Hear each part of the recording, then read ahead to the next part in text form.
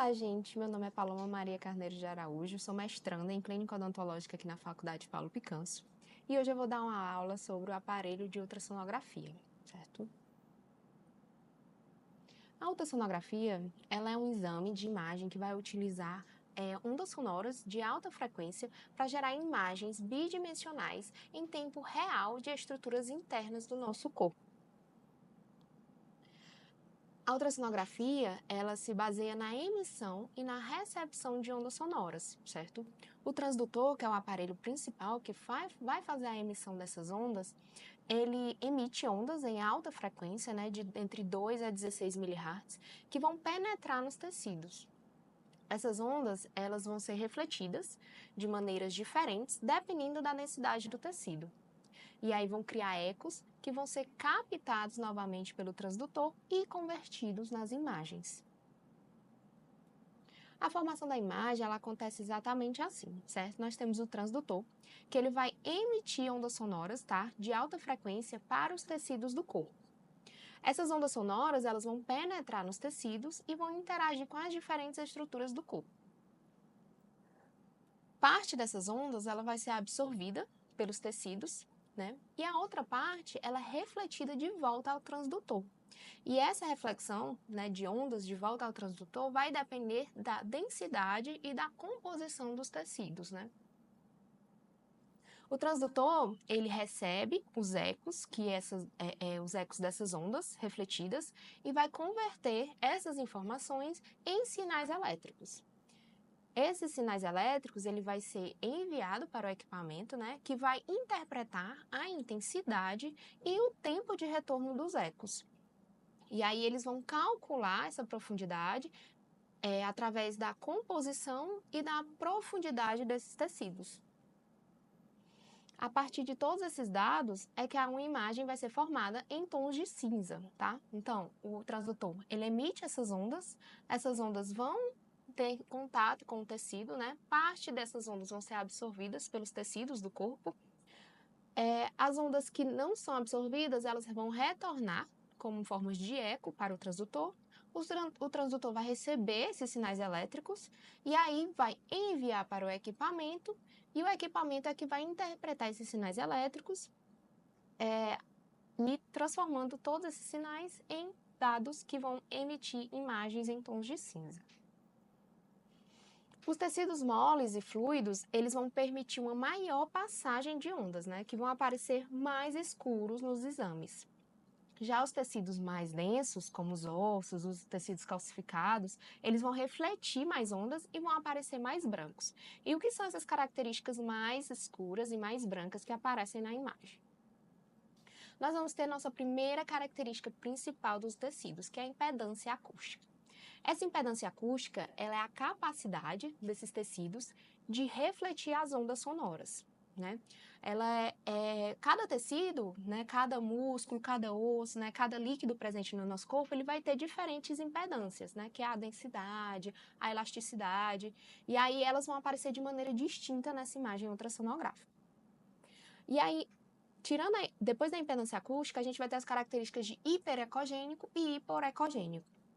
A característica hiperecogênica são são as estruturas densas, né? Como os ossos, que como eles refletem mais som, né? Refletem mais ecos, elas vão aparecer mais claras na imagem. Então, tudo que é mais claro na imagem de ultrassom, ela é uma imagem hiperecogênica. Já a imagem hipoecogênica são as estruturas que vão ser menos densas, como os músculos, os líquidos, eles vão aparecer em tons mais escuros, de cinza, preto, cinza mais claro, cinza mais escuro, e aí todas as características que vão ter esses tons mais escurecidos vão ser estruturas hipoecogênicas. Então, a gente tem os componentes do nosso aparelho de ultrassom. Tá? O principal componente dele é o transdutor, né, que ele é que vai emitir essas ondas sonoras e receber, né, os sinais elétricos. O monitor, que faz a leitura da imagem. Vamos ter um teclado com o console e o gel acoplante. Começando a falar dos tipos de transdutores, né? Eu vou pincelar aqui 6 tipos principais, né? Mas cada marca de ultrassom vai ter seus tipos de transdutores, né? Mas normalmente eles vão variar, né, de acordo com esses 6. Os transdutores, como eu expliquei, eles emitem essas ondas, né, e captam esses ecos refletidos pelos tecidos, transformando em sinais elétricos que vão ser todos processados pelo equipamento, né, o teclado, né, a parte onde tem o teclado, o console e o monitor, e aí vão ser convertidos em imagens. Nós vamos ter o transdutor linear, o transdutor convexo, o transdutor endocavitário, o transdutor setorial, o transdutor volumétrico e o transdutor transesofágico. O transdutor linear, ele é o que possui as frequências mais altas, entre 4 e 16 mHz. Ele vai ser indicado, né, para exames em áreas em áreas menores e mais superficiais, como os músculos, tendões, mamas, testículos, além de ser bem empregado em exames vasculares. A imagem reproduzida pelo transdutor linear é uma imagem que ela é retangular, como essa aqui que a gente vê. Normalmente, todas as imagens do transdutor linear, ela vai formar essas imagens retangulares, né, das estruturas. Já o transdutor convexo, ele apresenta uma frequência mais baixa, entre 2 e 6 mHz. Ele vai ser indicado para visualização de estruturas anatômicas mais profundas, né, como os órgãos abdominais, fígado, intestino, vesícula biliar, além de que ele é muito usado também em exames obstétricos, né, para visualização de ovários, do útero e do feto, né, e a principal característica da imagem dele é que ela forma uma imagem trapezoidal, que é aquela comumente que a gente vê em ultrassons obstétricos. Já os dois transdutores que nós vamos usar mais, né, na área da odontologia vai ser o linear e o convexo, né? O linear ele vai fornecer imagens de alta resolução, que vai ser útil para a visualização de estruturas superficiais, como as glândulas salivares, linfonodos, músculos da face, tá? E o convexo ele vai ter um campo de visão mais amplo, né? Como ele forma uma imagem trapezoidal, então ele vai ser utilizado para estruturas mais profundas, né? Como a articulação temporomandibular. O transdutor endocavitário, ele é feito de uma maneira interna, né? Ele vai ser introduzido em acessos naturais do corpo, como a vagina e o reto, e ele é uma opção mais apropriada para exames ginecológicos e retais. E ele vai formar essa imagenzinha de uma ultrassom transvaginal, tá? Já o transdutor setorial, né, devido ao formato da imagem, que ela é bem característica, que ela forma um triângulo, ele vai otimizar análises cardíacas, então é muito utilizado para exames cardiovasculares. Ele forma exatamente, às vezes lembra um pouquinho a imagem de um transdutor convexo, mas ele forma mesmo aquele triângulo aqui, né, para ser um transdutor setorial. Já os transdutores volumétricos, eles vão possuir uma tecnologia 3D, né, que aí ele vê a imagem ali em tempo real e tridimensional, permitindo a visualização de estruturas anatômicas em múltiplos planos, tá? São indicados geralmente para exames obstétricos, né, como a avaliação detalhada do feto, né, a famosa ultrassom 3D. E aí a gente vê aqui também do órgão reprodutor feminino, né, como a característica da imagem é bem específica. Já o transdutor transesofágico, ele vai ser utilizado para obter imagens cardíacas sem a interferência de costelas, do pulmão. Nesse modo de exame, o transdutor ele vai ser inserido no esôfago, né, e vai ser indicado para diagnósticos precisos de doenças cardiovasculares, avaliação cirúrgica, avaliação cardíaca, tá? Monitoramento de pacientes para procedimentos invasivos. Então, a qualidade de imagem do transdutor transesofágico é bem característica, né? A gente não vê nenhuma estrutura ali que vai estar causando um erro de leitura da imagem. Falando agora do gel acoplante, né, que é utilizado para fazer o exame, né, fazer o deslizamento do transdutor ali sobre a pele, ele é utilizado para eliminar o ar entre a pele do paciente e o transdutor, melhorando essa transmissão das ondas sonoras.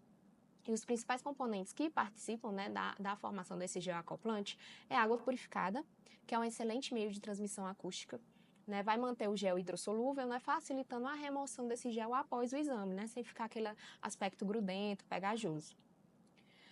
Vamos ter a glicerina ou o propilenoglicol, que vão atuar como umectantes, vai ajudar a manter a viscosidade, evitando a secagem rápida do gel na pele ou na mucosa. Vai contribuir para ter essa textura suave, deslizante, né, melhorando o contato ali do transdutor com a pele, não deixando ficar, né, gerar nenhum atrito. Vamos ter agentes espessantes, né, como o carbopol ou a hidroxietilcelulose, que são polímeros que vão conferir ao gel a consistência semigelatinosa, evitando que ele escorra durante o exame, né? E vão ajudar na estabilidade da formulação dele. Vamos ter conservantes e estabilizantes, como os parabenos ou fenoxietanol, que vão impedir o crescimento de micro-organismos dentro deste gel, né? Dando vida útil a ele e segurança para o uso. Ajustadores de pH, como a trietanolamina, que vai manter o pH do gel próximo ao neutro, né? Aquele entre 6, 7,5, né? Garantindo a compatibilidade com a pele, com a mucosa, para não gerar nenhum dano à saúde do paciente. Podemos ter, né, corantes e fragrâncias, que é opcional, normalmente não é tão usado, devido a conter algum alérgeno, os pacientes podem desenvolver alguma alergia, né? Mas alguns incluem, né, cores suaves para a gente saber o que é gel ali, o que pode ser outra substância, e algumas fragrâncias neutras ou levemente perfumadas. Então, o gel ele vai possuir a impedância acústica, que é aquela característica dos tecidos, né, de gerar ecos, né, para formar a imagem. Então, ele possui essa impedância acústica semelhante às dos tecidos moles, ou seja, ele não gera nenhum ruído na imagem para não dar nenhuma interferência. Permite que essas ondas sonoras sejam transmitidas sem nenhuma perda significativa, né, que vá gerar alguma interferência no exame. Evita a reflexão das ondas na interface ar-pele. É seguro para a pele e mucosas e não conduz eletricidade, o que garante essa segurança no uso com equipamentos eletrônicos. Mostrando agora o monitor e o teclado console, né, para visualizar e manipular as imagens geradas, ou seja, nós vamos ter normalmente o ultrassom que a gente mais vê no mercado é esse aqui, que é aquele portátil, que parece um notebook, né, mas também temos aqueles hospitalares, que são os maiores, que também se dão como ultrassom portáteis, mas eles não são tão fáceis de transportar, normalmente é transportado de uma sala para outra dentro do hospital. Esses que parecem um notebook, não, são mais fáceis de transportar, você consegue levar de um lugar para o outro, de uma cidade para outra, né? Então, são normalmente os mais utilizados. Nós vamos ter no teclado, né? O teclado ele é bem didático, tá? Vai ter tudo escrito aqui no teclado, né? Vamos ter o console aqui para manipular as imagens, né? Vamos ter os botões para escolher o cursor, para gerar a medição, né? De lesões, de estruturas, de pele, de músculo, tá? Vamos ter botão de profundidade, de foco, de zoom. Vamos ter a opção de salvar, de gerar o print, né? De finalizar o exame, de colocar o nome do paciente. Então, é tudo bem tranquilo de fazer a leitura desse teclado. E aí eu trouxe também um vídeo mostrando como é que faz também esse exame, os posicionamentos, né? Que é um exame de região de intestino, né? E aí ele vai fazendo a leitura, posicionando. À medida que posiciona de um lado o transdutor, vai formar a imagem, né? Do lado em que ele quer. E a gente vai manipulando a imagem aqui também com o cursor, né? Colocando o cursor em cima, onde a gente pode pausar essa imagem, né? Gerar um corte, gerar um print. Então, tudo isso a gente consegue manipular tranquilo no aparelho de ultrassom. Falando agora dos modos de imagem que a gente vê no ultrassom, a gente vai ter vários modos de imagem, né? Mas os mais utilizados vão ser o modo B, o modo M e o modo Doppler, né? Que a imagem de ultrassom, ela é uma combinação de vários modos de imagem, né? A gente pode usar o modo M com o modo Doppler, o modo B com o modo Doppler. Então, assim, durante o exame a gente escolhe como é que a gente vai querer o modo da imagem, né? Esse aparelho de ultrassom aqui no fundo é exatamente aqueles hospitalares, né? A gente vai ver um transdutor linear aqui, transdutor convexo, transdutor volumétrico, né? O teclado é um pouco diferente daquele que parece um notebookzinho portátil, né? Mas também é super tranquilo, né? Fazendo a leitura, a gente consegue escolher o modo de imagem aqui na tela, vai ter a tela maior aqui para a gente ver também o exame. Então, assim, eles conseguem ser diferentes, mas é bem autoexplicativo quando você começa a fazer a leitura do aparelho. Vamos ter primeiro o modo B. O modo B ele é a base de todos os diagnósticos atuais, né, de ultrassom, porque ele é que exibe as imagens espaciais bidimensionais diretamente, por isso também é chamado de ultrassom bidimensional. Ele é o mais utilizado na odontologia porque permite a visualização detalhada das estruturas anatômicas. Então, o modo B é aquele modo que a gente vê normalmente na imagem de ultrassom. É um modo bidimensional, que a gente vê aquelas duas dimensões ali de imagem, à medida que a gente vai movendo o transdutor, né, fazendo a leitura da região em que a gente quer. Aqui é uma região de veia cava, né, região da barriga, ultrassom da barriga, então a gente consegue ver que ele é o padrão. Então a gente pode combinar esse modo B com vários outros modos de imagem. Vamos ter o modo M. Ultrassom modo M, que quer dizer de movimento, né? Ou unidimensional, as imagens elas vão ser obtidas por um único cristal do transdutor, né? Aqui em cima, nessa parte de cima do transdutor, a gente consegue, é onde tem a presença desses cristais, né? Então, ela é a parte mais delicada do transdutor. É a parte que a gente sempre tem que ter muito cuidado ao manusear, não passar a unha, não deixar bater em algum canto, porque ela é a que faz a leitura, é a que emite os sinais, né, emite as ondas sonoras, recebe os ecos e faz a leitura desses sinais elétricos, tá? Então, essas imagens elas vão ser obtidas por um único cristal do transdutor, né, que fica aqui presente, e os pontos luminosos vão ser colocados em movimento pelo deslocamento horizontal da tela. Essa modalidade ela vai ser útil para determinar as dimensões de cavidades e a espessura das paredes, em virtude dessa alta resolução de sua imagem. O modo M ele vai ser útil para avaliar principalmente a articulação temporomandibular, já que ele é feito para avaliar, né, o movimento.